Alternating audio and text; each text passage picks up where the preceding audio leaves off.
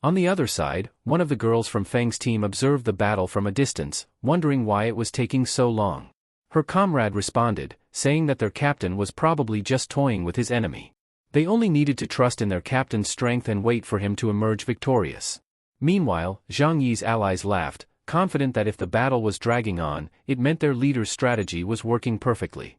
Then, confirmation of the winner came through their earpieces. Zhang Yi gave a direct order: no one was to speak, only listen. He didn't want Fang's followers to realize that he had won. His allies were filled with joy but followed his instructions obediently. Shortly after, Zhang Yi arrived at the location where Fang's remaining followers were. He immediately used his Rinnegan on the girl with hypnosis powers, as she was the most dangerous among them. She let out a terrified scream before collapsing lifelessly. Then, Zhang Yi stepped forward, revealing the trophy he had claimed. His words sent shockwaves through Fang's forces. They couldn't believe that their leader had been slain by someone they had always considered weak.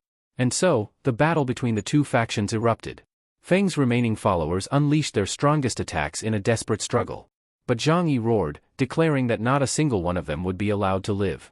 Within seconds, they were completely overwhelmed by three incredibly powerful fighters. At that moment, Zhang Yi rushed toward the fallen bodies to absorb their energy. All of them had natural-born abilities, not artificially enhanced powers. However, something unexpected happened.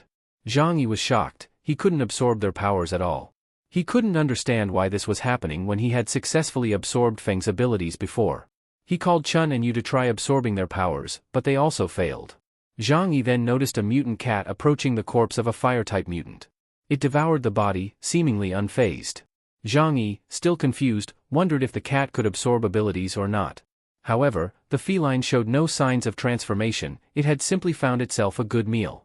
Afterward, they returned to the entrance of the Shenzhen base, where Zhang Yi positioned a truck in front of the entrance. Lian, curious, asked what he was planning. Zhang Yi simply smirked and told her that she would soon see.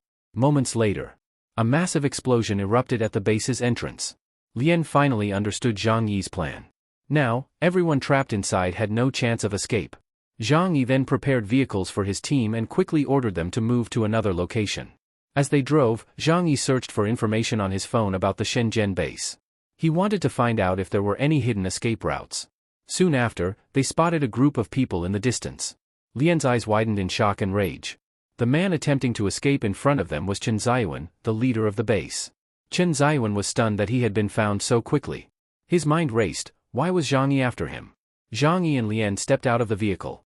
Zhang Yi calmly walked forward and asked, "Why is the arrogant man so silent now?" Chen Ziyuan raised both hands, showing he was unarmed.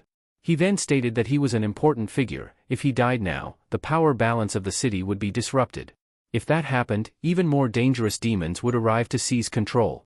His words made Zhang Yi pause for a moment. Perhaps he was right. But in the next instant, Zhang Yi snapped out of it. He coldly declared that no one cared about Chen Ziyuan anymore. Besides, he was in no position to negotiate. At that moment, the cowardly leader begged for his life, claiming he had only done whatever it took to survive and protect his followers. Then, he tried to tempt Zhang Yi, suggesting that with his incredible talent and network, they could dominate the entire city together. Zhang Yi was sick of hearing nonsense. Without another word, he activated his power. In an instant, Chen Ziyuan's head was severed from his body. His soldiers, shocked and terrified, dropped their weapons, realizing they had no hope of survival. Zhang Yi had no mercy. Desperate, the remaining soldiers grabbed grenades and rushed at him, hoping for a final chance to face the demon who had slaughtered their leader. But Zhang Yi merely kicked them away, and the grenades were absorbed into his alternate dimension. At this point, he was like an unstoppable god. The men could do nothing but writhe on the ground, begging for their lives. Yet Zhang Yi showed no hesitation. He returned the grenades to them. And in an instant, everything turned into a gruesome scene of destruction. The few remaining soldiers were lucky, because they were simply sent to a quicker death in Zhang Yi's alternate dimension. Meanwhile, Zhang Yi set the fallen bodies on fire. Lian, watching the horror unfold, hesitated. Was this really necessary? She asked. Zhang Yi was always too cautious. But to him, this was just routine. Without a shred of remorse, he explained. It's only natural for me to erase all evidence. Lian started to reflect on his words. Now, they were finally free to go home. But before leaving, she remembered her duty. She still had to deliver them to her students. After some time driving, the group finally arrived at Building 25. The very place where this story began. Everyone who had survived was there, waiting for their teacher before leaving. Zhang Yi reminded Lien that he had not forgotten their agreement. He explained that in Chun's village, which was near this location, many houses were left empty after most of the villagers had died. Lien wanted him to take all the survivors there. However, Zhang Yi responded that their deal did not include that. If she wanted anything beyond their original agreement, she would have to pay extra. Lien was surprised. She thought they had become friends, so he should be willing to do this for her. Zhang Yi smirked and replied, "We are friends. That's why you'll get a discount. But nothing comes for free." Since Lien had nothing to offer him at the moment, she decided she would take care of them herself. Zhang Yi then bid farewell to his friend. As Lien walked away, Zhang Yi cast a lingering gaze, one that revealed his true personality. Silently, he thought to himself, "I don't care about Lien's students.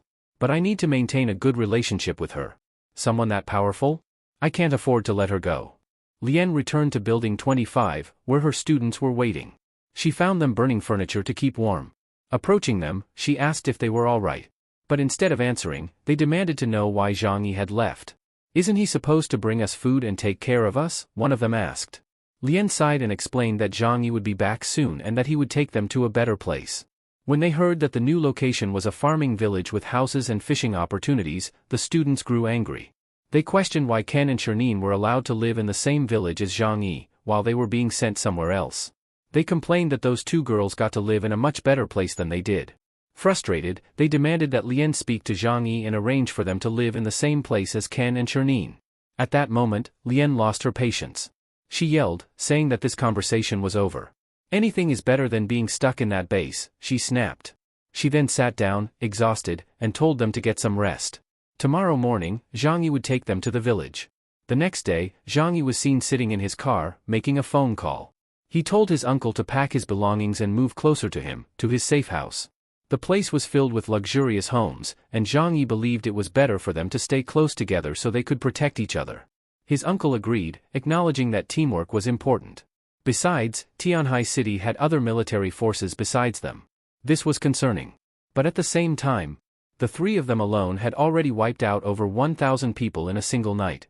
They were the greatest threat to the city now. And from now on, they would live together.